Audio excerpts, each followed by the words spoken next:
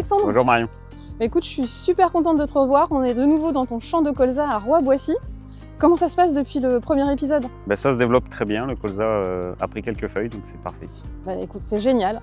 En tout cas, aujourd'hui, c'est le dernier épisode. Ouais. Et comme notre série de la graine à la roue, c'est vraiment quelque chose de cyclique, on a choisi pour ce dernier épisode d'accueillir et de te présenter des utilisateurs de notre biocarburant Oléo100. Donc je te présente Yann Panier. Bonjour. Navette Aérobus qui fait en fait la navette pour les passagers jusqu'à l'aéroport de Paris-Beauvais. Ok. Olivier Brise Bonjour. de Brico Dépôt et Jonathan Delille des Transports Bonjour. de Lille. Et alors ils sont tous les trois utilisateurs de Oléo100. Très bien.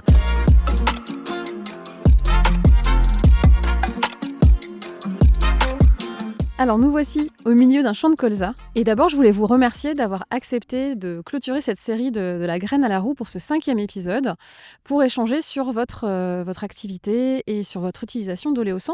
Alors pour commencer, déjà, est-ce que vous pouvez me dire depuis quand vous utilisez Oléo100 et comment ça a commencé? Jonathan? Bonjour Marion, nous Oléo100 on l'utilise depuis 2018, on a fait les premiers tests à l'époque avec Mercedes et puis 2 ans après, à partir des années 2020-2021, on a commencé vraiment à plus grande échelle de développer le Oléo100 avec la plupart de nos marques constructeurs avec qui on roule. Je crois que tu connaissais déjà bien Cepol. Oui, puisque Cepol est un de nos clients historiques maintenant, puisque nous, notre activité, c'est une activité de transport de produits alimentaires en citerne. Et donc, à ce titre, on transporte les huiles raffinées et brutes du groupe Cepol. Olivier, toi, c'est un peu particulier car tu n'es pas transporteur, tu es ce qu'on appelle un chargeur. Alors, est-ce que tu peux m'expliquer les débuts avec Oléo100? Alors, chez Brico Dépôt, nous avons une stratégie de décarbonation de nos transports. Et Oléo100 fait partie des alternatives et des carburants alternatifs que nous utilisons pour décarboner ce transport. Alors, on bascule sur la partie de transport de voyageurs avec toi, Yann. Est-ce que tu peux nous expliquer pourquoi Oléo100 et comment ça a commencé? Nous, ça a commencé du coup en 2021, après Covid. On a eu l'opportunité avec Scania de pouvoir louer des nouveaux véhicules et les rétrofitter en baissant. Alors, pour creuser un peu plus dans votre démarche de décarbonation et votre activité, je vous ai demandé à chacun de ramener un objet, insolite ou pas, qui représente votre activité. Alors, on va commencer par toi, Jonathan. Qu'est-ce que tu nous as ramené? Alors, moi, je vous ai ramené un flacon de sucre en poudre. Voilà, puisque on est transporteur de produits alimentaires en vrac, en citerne. Et donc, à ce titre, on transporte des produits donc pondéreux tels que le sucre, la farine, la semoule, et également des produits liquides tels que le vin, les alcools, le lait, l'huile. Et le sucre est quand même le produit que l'on transporte le plus et aussi un des premiers produits que nous avons transportés depuis notre création.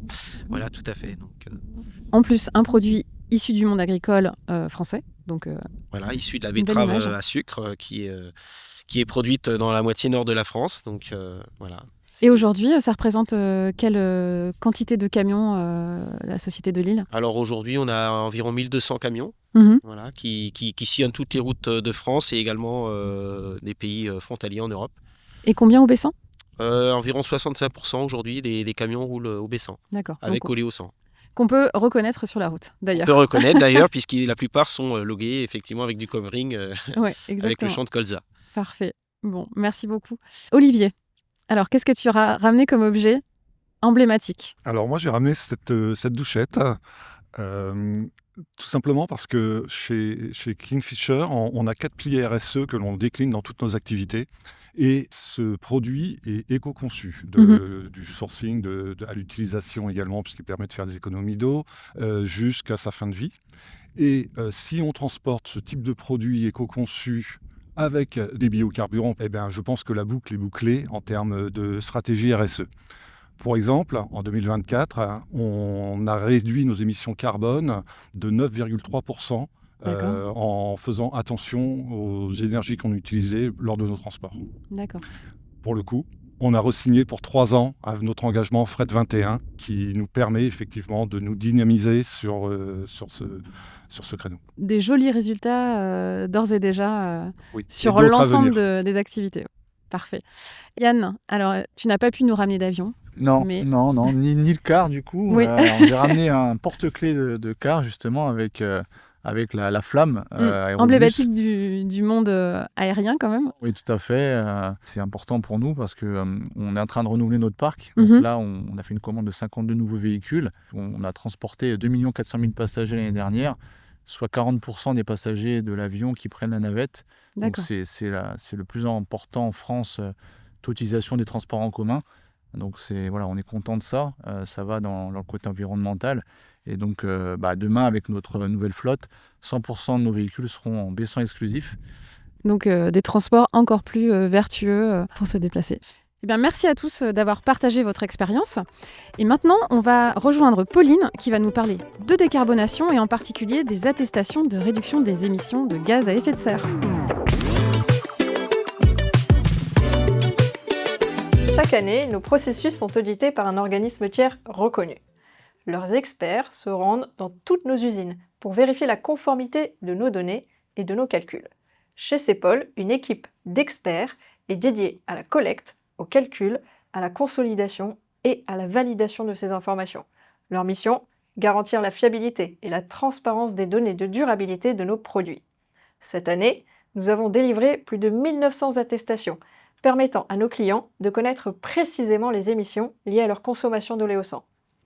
En 2024, par exemple, grâce à Oléosan, ce sont plus de 480 000 tonnes de CO2 évitées par rapport à l'utilisation d'un diesel fossile. Ces mesures et ces audits sont importants pour certifier l'efficacité des biocarburants. C'est pourquoi ils suivent rigoureusement les règles fixées par l'Union européenne, notamment la directive RED. Pour cela, nous nous appuyons sur les cahiers des charges des schémas validés par la Commission européenne, 2BS ou encore ISCC. Cette méthodologie commune garantit la cohérence entre tous les acteurs européens et la crédibilité de nos engagements. Je vous propose qu'on aille retrouver Marion pour la suite. Alors, merci Pauline pour toutes ces informations. Et maintenant, nous revenons avec nos invités. Alors, vous avez fait le choix du biocarburant pour la décarbonation de vos flux de transport. C'est un choix assez fort. Et j'imagine que cette transition, il a fallu la faire. Est-ce que vous pouvez m'expliquer un peu plus en détail comment ça s'est passé ? Je vais commencer par toi, Jonathan. Tu as plus de 600 véhicules aujourd'hui avec Oléosan. Comment ça s'est passé depuis le début ? Nous, on a toujours été précurseurs sur les nouveautés technologiques et surtout quand elles amènent un intérêt économique ou écologique, par exemple sur les moteurs Euro 6 à l'époque, les pneus basse consommation, les conduites rationnelles. Et donc, c'est vrai quand les biocarburants ou les alternatives pour décarboner les transports sont arrivés, on a tout de suite été sur le sujet de manière à être pionnier et de pouvoir proposer rapidement à nos clients des solutions de décarbonation. Donc ça s'est fait dès la fin des années 2010 et depuis début des années 2020, maintenant on commande systématiquement tous nos véhicules avec le B100 pour rouler Oléosan. Au début, peu de nos clients, peu de nos chargeurs étaient intéressés. Vous étiez pionnier dans le domaine. Tout à fait, voilà, ça nous a permis de bien tester les différentes solutions qui existaient sur le marché et maintenant, aujourd'hui, la plupart de nos clients sont très intéressés pour décarboner leur transport et notre solution à l'Oléosan les intéresse fortement pour décarboner leur transport. Et la demande vient de tes clients maintenant. Et maintenant, la demande vient de nos clients. On a des fois du mal même à subvenir à la demande. Voilà, c'est une transition parfaite pour parler avec Olivier. Toi, justement, tu es ce client qui peut demander des flux de transport décarbonés. Vous avez réduit chez Brico Dépôt de plus de 9% les émissions de CO2. Là aussi, j'imagine que ça ne s'est pas fait en une seule journée. Est-ce que tu peux nous expliquer tout ça ? On avait pris au départ un engagement FRED 21 qui était de réduire au minimum nos émissions carbone de 5%. Donc on est arrivé à plus de 9% effectivement. Et ça ne se fait pas tout seul. C'est une combinaison de différentes solutions qui nous permettent d'arriver à ce résultat. Donc des solutions avec des carburants alternatifs, de l'Oléosan, du HVO, mais également des solutions différentes de transport, telles que le rail-route, entre autres. Ensuite, il y a aussi l'accompagnement que l'on peut faire avec nos partenaires transporteurs, puisque lors des appels d'offres, on choisit des transporteurs qui sont chartés, qui sont déjà engagés dans la démarche. Et notre volonté, c'est de continuer à les accompagner dans ce changement. C'est une belle mission. Yann, tu m'as dit, vous êtes passé d'une vingtaine à bientôt plus d'une cinquantaine et 100% de votre flotte en biocarburant baissant. Comment ça se passe aussi concrètement ? Ça a dû nécessiter pas mal de transformations ? Du coup, nous, effectivement, là, on va avoir une nouvelle livraison de véhicules qui arrive, donc qui est en cours. On a 52 véhicules neufs qui seront livrés d'ici la fin d'année. Donc ça nous a nécessité, en termes d'aménagement, quelques installations, notamment l'installation d'une deuxième cuve pour pouvoir sécuriser le ravitaillement des pleins des conducteurs. Aussi, le fait de passer en besson exclusif, c'est aussi important pour nous, puisqu'on fait des navettes entre Paris et l'aéroport de Beauvais, donc la région parisienne avec les zones ZFE. Le fait de passer en besson exclusif permet d'avoir la vignette critère 1. C'est aussi quelque chose de très important, à la fois politiquement pour la mairie de Paris, mais aussi pour l'image des clients, de pouvoir transporter les gens dans des véhicules propres et plus vertueux. C'est vrai que c'est important pour tous et pour l'image de l'aéroport au sens global. Et ils sont verts physiquement. C'est ça, les coverings, on a des véhicules verts qui représentent à la fois le côté écologique et puis le covering de l'aéroport et des aérobus. Génial. En tout cas, vraiment merci pour votre partage d'expérience. Vous avez fait le choix d'Oléosan et c'est pas seulement un choix d'un carburant, c'est aussi un choix de soutenir l'agriculture française et vraiment de supporter toute la transformation d'un secteur. Donc vraiment, merci beaucoup pour ça.